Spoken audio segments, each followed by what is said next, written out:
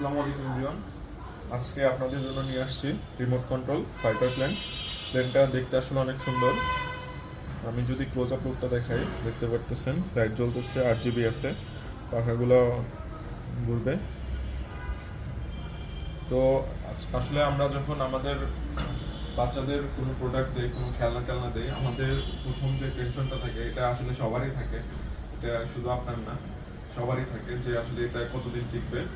তো এটার একটা করার জন্য যে আসলে আমাদের প্লেনটা যে দিচ্ছি এটা আসলে কতটুকু টেকসই, তো এটার জন্য আমরা প্র্যাকটিক্যাল দেখাবো।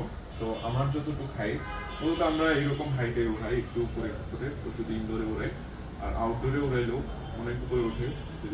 আমি যতদূর সম্ভব উঠানো, আমি অতটুকু হাইট থেকে এটা ফেলবো। ফেলানোর পর দেখবো এটা আসলে কোনো ক্ষয়ক্ষতি হয় কিনা। তো ব্যাটারিগুলো হ্যাঁ সব ঠিকঠাক আছে, দেখেন কোনো সমস্যা নাই। এটা আগের দৃশ্য ফেলানোর, এদিক এই সাইড সব ঠিকঠাক আছে। এখন ফেলানোর পর দেখবো যে এটা কোনো সমস্যা হয় কিনা। তো আমার যতটুকু হাইট, আমি ততটুকু হাইট থেকে ফেলাবো। রেডি, 1 2 3।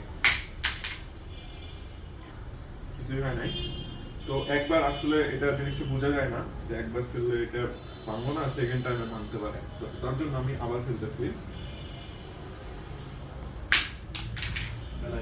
ওকে ফাইন, কিছু হয় নাই।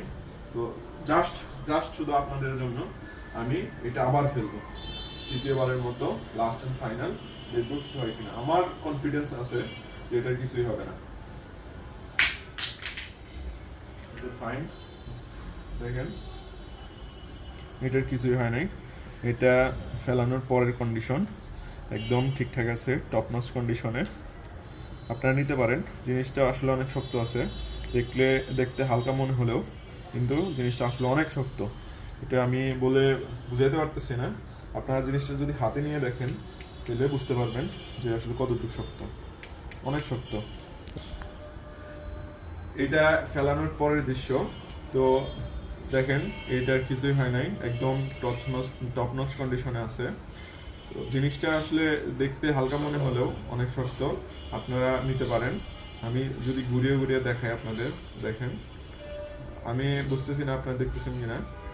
দেখেন অনেক কিছুই হয় না এটা।